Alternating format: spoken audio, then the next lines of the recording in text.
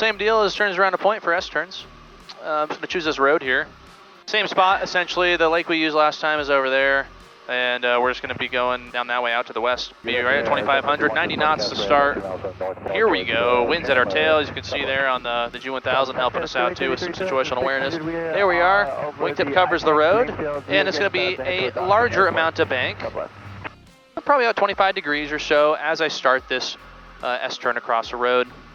Or I guess train tracks in this case. And as we start getting pushed wider and wider, we lose the tailwind. I can start widening out my turn.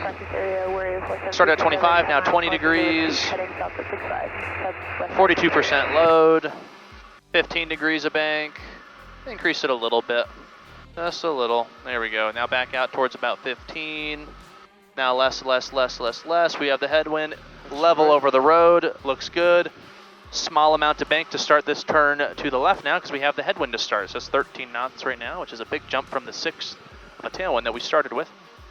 So nice and light here.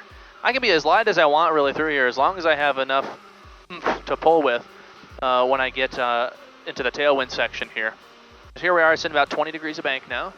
And as it transitions to a tailwind, I'm going to start increasing that bank. Increasing it. It should end at about 25 degrees if I had to guess, based off what we saw in the first turn that we did. Here comes 25 degrees of bank. Area C321 is the beam which is upwards towards 30, and I'm pretty much over the train tracks. Wings level, bam, there we go. And we can repeat this over and over and over again, but I'm not going to because we're getting pretty close to some homes right now. But starting the downwind with the tailwind, roll in, steeper amount of bank, about 25 degrees.